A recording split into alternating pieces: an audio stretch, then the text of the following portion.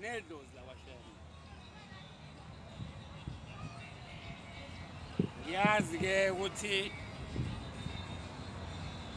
abangcwele bazozibuza ukuthi ngithini mangithi ngifuna ukukhuluma nedlozi lakwaShembe. Bayibona lokhu nje akunamsebenzi kahle kahle. Bakuyangiphazamisa. Lokho ngikusa ngikuyeka kanti ngikude mina. Nakho engikufunayo.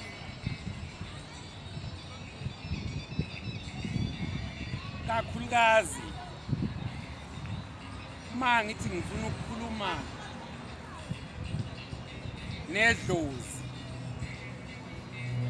lakwaShembe kuzobaxaka abaningi ukuthi hawu kanti esontweni kuyakwenzeka yini umuntu athi ufuna ukukhuluma nedlozi lakwaShembe. Ufuna ukukhuluma ngalo ngoba khona okungithintayo ukuthi ke ngikhulume ngalo namhlanje. Abangcweleke bangahlukumezeki ukuthi hawu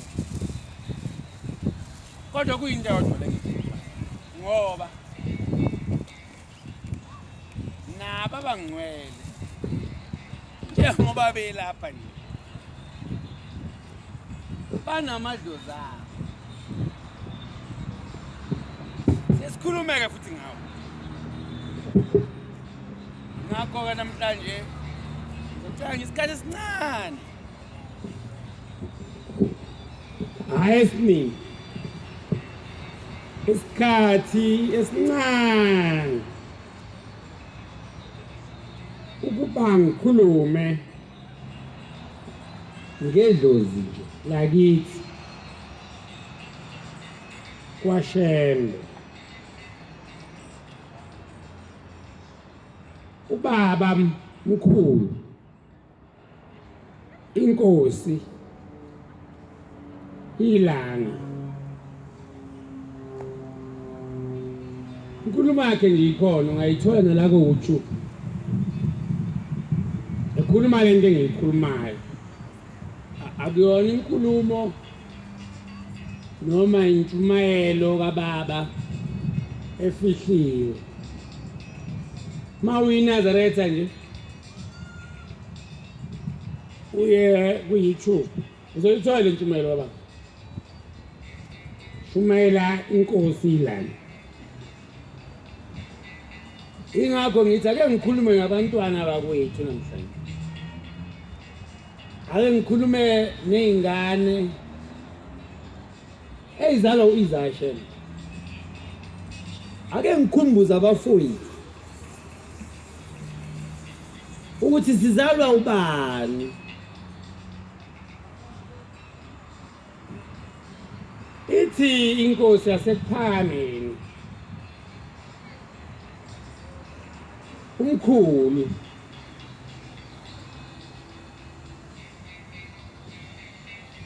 uthi ngangingane nje ngincane uthi ngifundisa ngutishela uthi ngase ngibizwa abambeli. Ingakho ke ngithi ngikhuluma nedlozi lakithi namhlanje ngithi abafowethu abazalwa inyanga ezini abazalwa uthingo lenkosazana abazalwa uphasha abafowethu abazalwa umqalo wendlela abazalwa ilana. Ngicela ukubakhumbuza abafowethu ukuthi bazalwa ubani.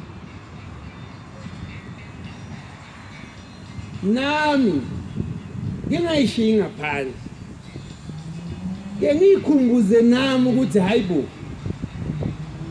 njengoba umhlaba wonke ugida nje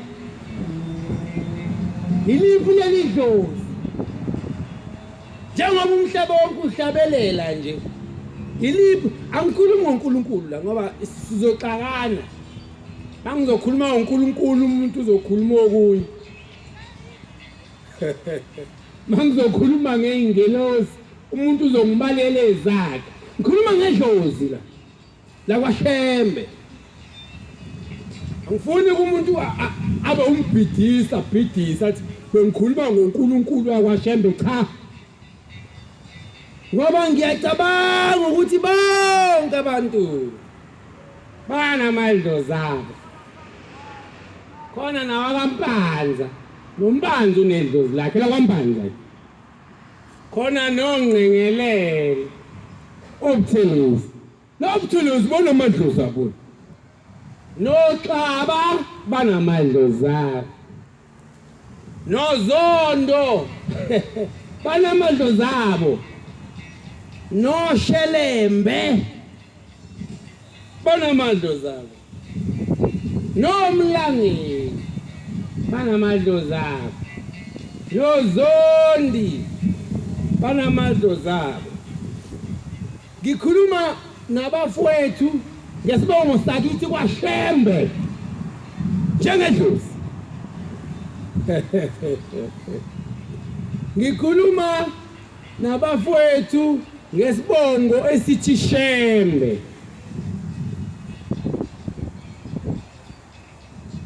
ukuthi abafowethu abekasibuke lesibongo sabo ngoba hlezi mhlambe abantu badlalela kithi nje ngoba umuntu mayezodlala ngawo uzosuka athatha isibongo sakho bese sibiza uNkulunkulu bese ethi wathola amandla khona esenza imigilingwane yakhe ngesibongo sakho omunye athatha isibongo sakho enza imigilingwane yakhona bese esiphi ingelosi athi ingelosi yakhona la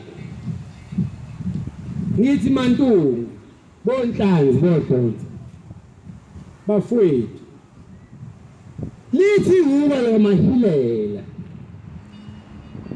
ngithi le ndaba engiyikhuluma ikhona ku-YouTube kusho inkosi ilanga elizalayo ake niyibuke nje bafowethu ukuthi nibahle kanjani bese nibuka amadoda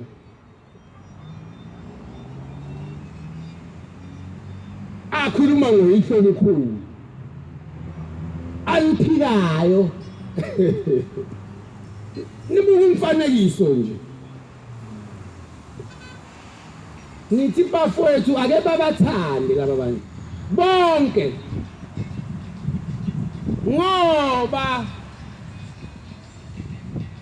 lapha thina boShembe esisuka khona ayikho impi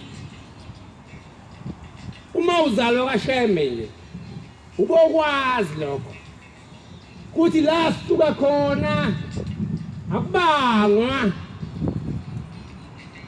la sisuka khona ayikho impi ayikho neyodwa nedlozi lethu linjalo anababona laba bantu bese nibathanda kakhulu ningabafiseli lutho lubi ngoba noma begida bagida lo mgidi kaIsaya ngagugula lapha ko YouTube ubheka ukuthi ubani wafundisa abantu ukugida nokushaya imbomu ulo Isaya oyidlozi lami mina phakama wakithi ningamxubike manje nesonto ngoba ngathi ngixuba nesonto kakhulu ningamxubi neingelosi zenu khuluma ngomkhulu wami ngokhokho wami uIsaya Shembe owafundisa laba bantu ukugida laba namhlanje sebenamabandla abo so called Shembe so called Shembe. I'm not involved. You Nazareth Baptist Church. I'm not involved with son of Galile Shembe, with son of Amos Shembe, with son of Isaiah Shembe. Ngibandla elizimele. Hayibo. Na umhlolo ngehle. nawo abantu befuna abanye bakhuphula bathi kwakwashembe ingakho ngithi hayibo bathi abantu ifa leziwula lidliwa izihlakaniphi ngoba bonke labantu ebongweni zabo njalo abanye oyise babathakatha angazi ukuthi umuntu aqhubeka ngani nokuthakatha kwakubo omunye wayeyisiyoni angazi ukuthi aqhubeka ngani nobuyoni bakubo omunye wayeyinyanga lapha bonke abantu lapha nabantu abaphilayo angazi ukuthi umuntu akaqhubeka ngani nomnyanga bakubo ngikhuluma nabafowethu ngedlozi lakwaShembe ukuthi ngifuna izwe lonke liyibuke lento engisho laba bantu baoshelembe nje bamakhosi bakhitha umgidi kaIzashembe bese bethi ufundiswa uNkulunkulu mangathi mina awufundiswanga uNkulunkulu kwabo owakhe bangathini bambone yini uNkulunkulu ekhuluma noIzashembe mangathi kwakumcabango wakhe uIzashembe bangathini we can call it vision mangathi konke lokhu okaIzashembe nezingane zakhe bangathini ngoba ngithi ngikhuluma ngoIzashembe la ngedlozi ngithi bona laba bantu bafike bagide la bathandazela abantu bese beba abaprofeti bese thina ingane kaShembe besibukela phansi bebe begide umgidi bakithi bekhuzela ingcwele ngithi umuntu owakhuzela ingcwele waqala ngo1870 IZashembe kwezwa kuba bamkhulu wami ilanga ngo1935 asibazi ke emva kwalokho abafikile bakhuzela ingcwele bagqoka ingubo emhlophe bagqoka imjiva bayabaphinki baphatha imbenga bakhatha ingane kaShembe bakhuluma lokhu ngithi bafowethu ngithi nyazi lezulu ntuduzi mnewethu uyangazi ngiyakwazi uyalwazi usizi lwethu ebuhleni ngalaba bantu babuke laba bantu ngithi babwami isebe yelanga vela uyabazi laba bantu bami angikhuluma into singaze sixoxe nayo besihlala nawe ogodweni ebuhleni uyibuka imkhuba laba bantu sawuqhawa yini namhlanje ngoba uyalazi ikhaya loShembe alifane laba bantu ngithi vukile khuluma nengane zakwethu la mnethu uzalwa uphasha ubaba akekho nje ilaba bantu uyabazi laba bantu ukuthi banjani sikhule phambi kwabo babuke laba bantu njengoba ngibabuka nje ngoba la ngisuka khona mina ngithunyelwe ukuthi ngizohlanganisa leli bandla lamaNazaretha ibandla lamaNazaretha liyohola uShembe kuphela angazi noma ngiyangizwa yini bafowethu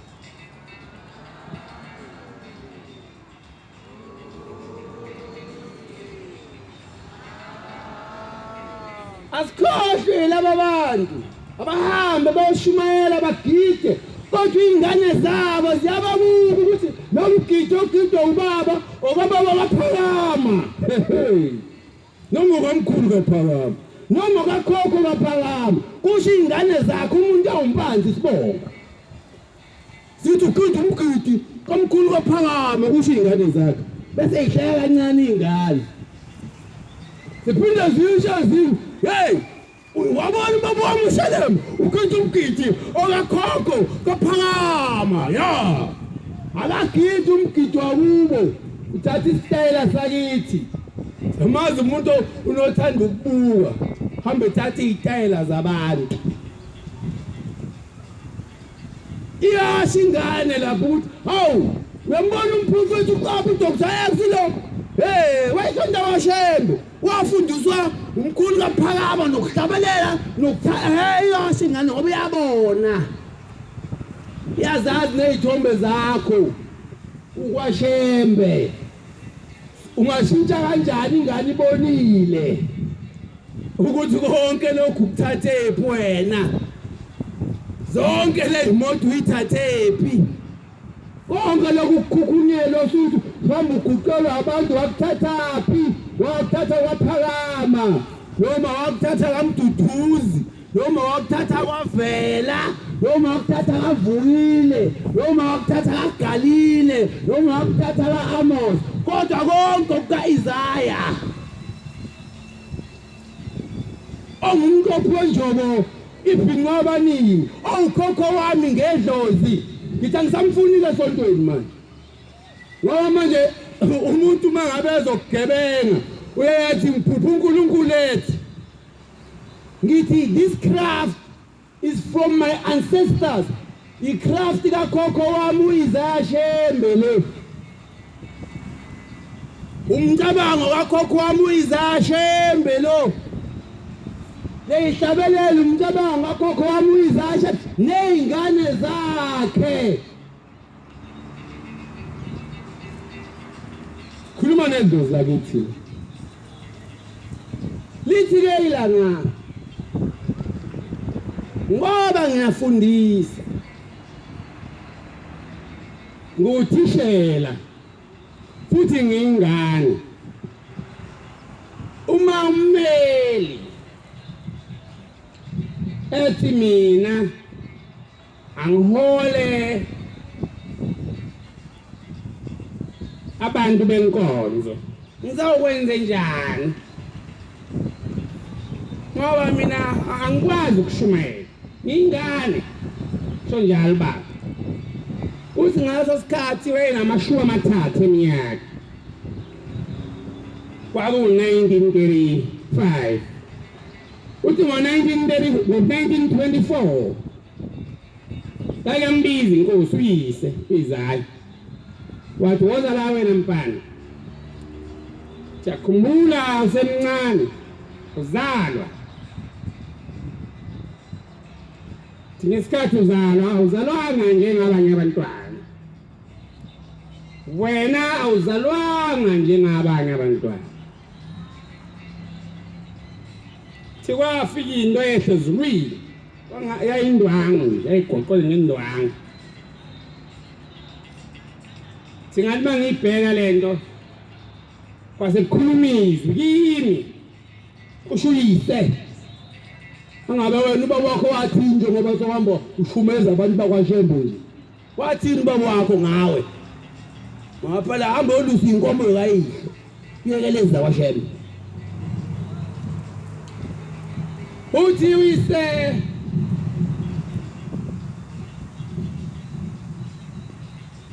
lento elakulendwangu mayithe ibheka hawu ubona indwangu ibosho uthi lithi lizwa umntwana womfana lo ola ngifuna ukusebenza ngaye kusho uNkulunkulu esho uIsaya umntwana womfana lo ngifuna ukusebenza ngaye angazi wena mfundisi usibanibani ukuthi uIsaya wakwasho yini kuma wakho lokho khuluma ngedlozi la uzomthola kunkosikazi wakho omncane kusho lelizwi lisho Isaya umntwana lisho Isaya womfana lo ngifuna ukusebenza ngaye kodwa akakazalwa lo muntu kodwa uzomthola kunkosikazi wakho omncane idlozi lele ngikhuluma ngalo angikhulumi ngohlale ehlaweleleni lolikhuluma ngaye la kuthi uhlaleleni ingelosi engaze iqhamuke ngikhuluma ngedlozi nokuzalana kwabantu nenature. I'm talking about a truth that you can Google it. Ngikhuluma ngento eyenzeka makuzalwa ilanga. Hayi uhlaleleni engamazi nokhokho wami ongamazi nomkhulu wamazi ohamba emhlabeni engazange sitshele ngohlaleleni. Angaze ngimphuphe nami. Hayibo. Dlanini niqaphele wemadoda. Sikhulile sinibhekile. Niyazi ukuthi ngithini. Njengoba ngikhuluma. Baba ke 1924 usho njalo ku YouTube kule nto ngishoyo ikhona ku YouTube. 1924 inkosi yambiza ngihamba naye. Yathi uyabona ke ngoba ngikutshelile ke. Ngalesa sikhathi ibhabhadisa omncane. Uzangibhekela laba bantu. Uthi baba ngaze ngagcotshwa mina. Lisho njalo ilanga angaze ngigcotshwe mina. Uthi angaze ngigcotshwe. Uthi nala ngisuka khona kugcotshwana. Ingapho ngithi abafowethu abakhumbula ukuthi singoshembe thina. La suka khona kugcotshwana weMantuka. Ngoba ngikhuluma nezingane zenyanga yezulu ngithi hayi ningaphatheka bayekeni labantu. Ngoba ngikhuluma nezingane zikaPhasha nje. Ngithi ningaphatheka kabi bayekeni labantu. Ngizomela inhliziyo. Basangene laba bantu. Asibaboni. Babhekeni noma bekhuluma. Le nto abayikhuluma abanye bazibakhuluma njengobaba. Akuzwe umuntu anhlinhlizo ufuna ukukhuluma njengobaba kodwa ubona ukuthi indoda le. Babe basho njalo ante kuphakame. Babe bona indoda. Bathi weshembe. Na indoda.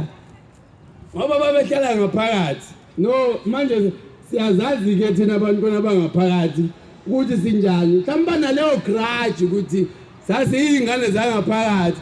Manje ngoba basekho emhlabeni oyosikhulumela sasisuka la madoda nje ashintshe imjiva phambi kwethu. Weshembe. Ngoke ngibone kuyayiwa. Ngisho njalo ngithi kuyayiwa. Njengoba ngithi nje lithi ilanga uma seselibatshela abameli ukuthi mina nguthisha uthi umeli wena ke ozohola isonto. Uthi ngalelo langa befundisa abadala ngisho ukudla. Bathi ushemba ngenza kanjani lento ukuthi siholo umfana wakhe. Kade vele laba bantu babelwa nathi. Bonoxa manje benza kanje inzalo yabo. Ubonoshelembe benza kanje inzalo yomfundisi ushelembe. Kade babelwa nathi lesihlala qali namhlanje. Ubonompanza benza kanjena nje inzalo yabo laba bantu ngisho uma wakhe umpanza ngisho unkosazana ugogo wakhe wayeyinkinga nje kogogo egcekeni. Anoma efuna ukuthathwa umkhulu.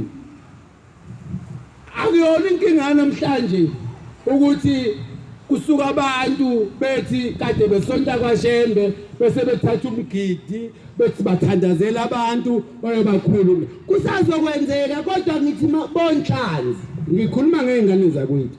Bayekeni anifani nabo. Mina ngiyazi la ngisuka khona.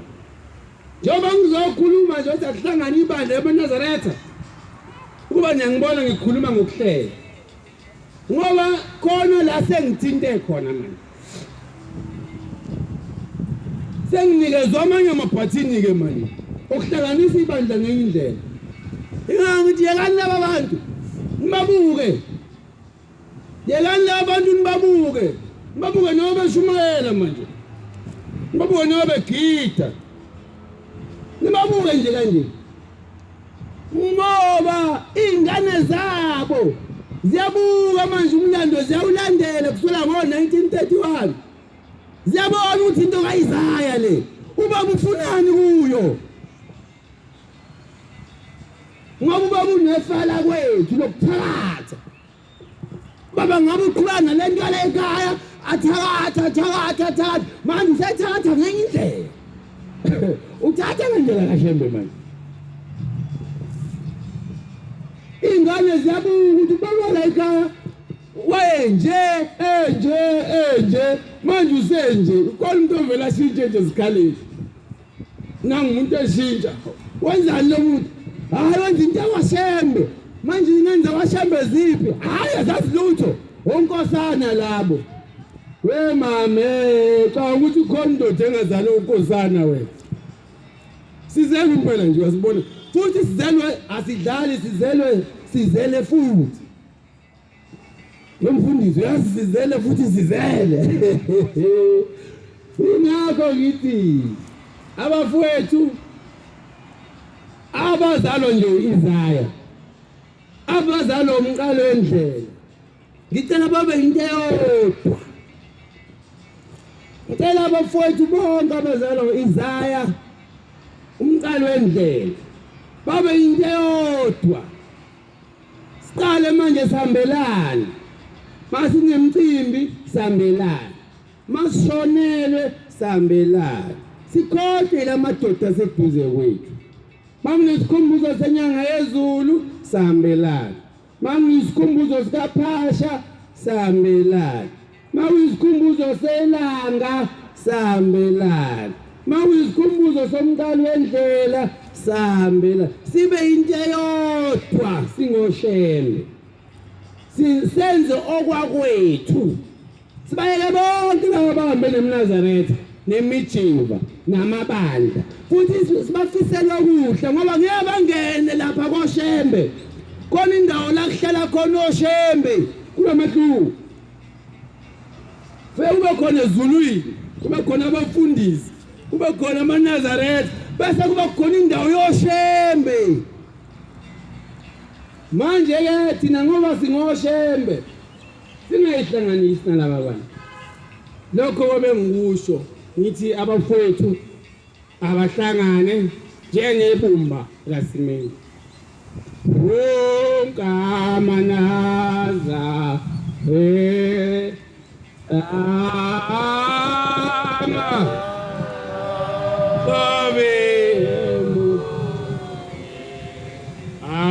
ave munye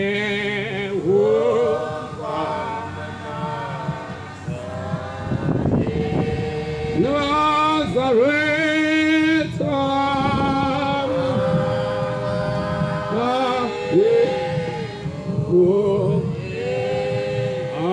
ave munye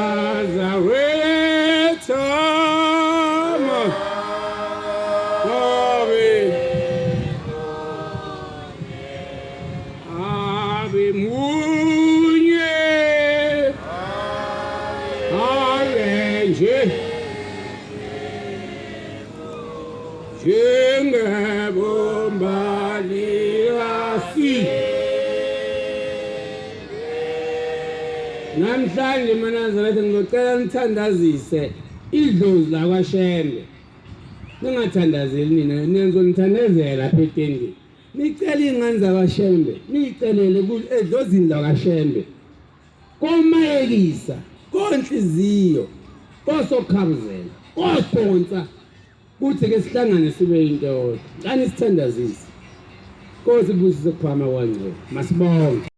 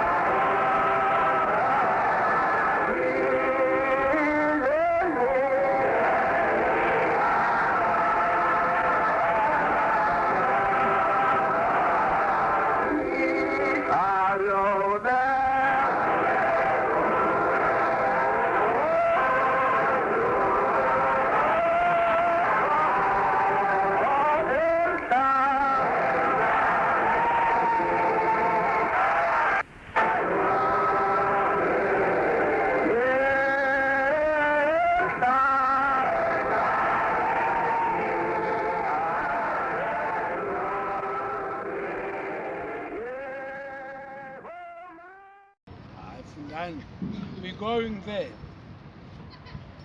The church is going to be united very, very soon. We're looking at about 6 to 7 years now. As long as the Shembe family, they can be united. That is the only thing we need now. All my brothers, my uncle Vela, my brother Mtutuzi, my brother Vugil, if they can just be spiritual like me and look at forward that we are one, we are Shembe. That's what ANC did. ANC, that's what he did. Chief Albert told me when he got Nobel Peace Prize. He talked about unity. That's what I'm talking about as Shembe community, especially as real brothers of Shembe. When we united, there's no one can